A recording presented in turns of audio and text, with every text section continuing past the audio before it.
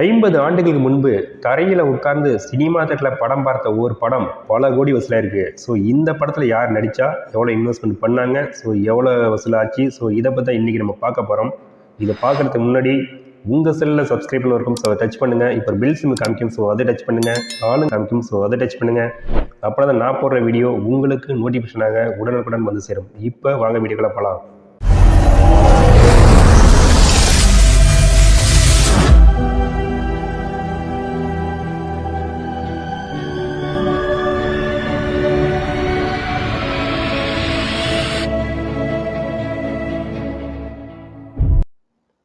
ஆயிரத்தி 1975ஆம் ஆண்டு ஷோலே என்ற ஒரு திரைப்படம் தான் பல கோடியில் வசூலாயிருக்கு. ஸோ இந்த படத்தில் பார்த்தீங்கன்னா அமிர்தாப் பச்சன், தர்மேந்திரா, சஞ்சீவ் குமார், ஹேமா மாலினி என்ன டாப்பில் இருக்கிற ஸோ இந்த 4 பேருமே டாப் ஸ்டார், அதாவது இப்போ இருக்கிற இவங்க எல்லாம் டாப் ஸ்டாராக இருந்திருக்காங்க. ஸோ இதனால் அந்த படம் மிகப்பெரிய வெற்றியை அடைஞ்சிருக்கு. ஸோ இந்த படத்தில் இசையமைப்பாளர் யாருன்னு பார்த்தா ஆர்டி பொம்மன்.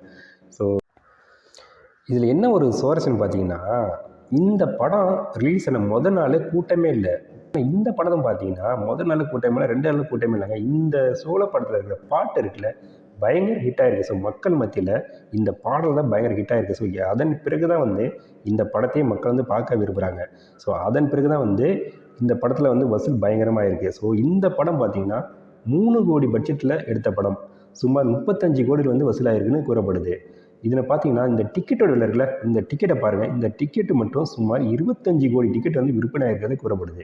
இந்த டிக்கெட் பார்த்தீங்கன்னா 1.50 தான், அதாவது ₹1.50 தான். அதாவது கீழே உட்காந்து பார்ப்பாங்க. ஸோ கீழே உட்காந்து பார்த்தா ₹1.50. அதே இந்த பெஞ்சு இருக்குல்ல, இந்த பெஞ்சில் உட்காந்து பார்த்தா ₹2. ஸோ அதே பால்கனி இருக்குல்ல, இந்த பால்கனியில் போயிட்டு உட்காந்து பார்த்தா ₹3 வசூல் ₹3 டிக்கெட்னு சொல்லப்படுது.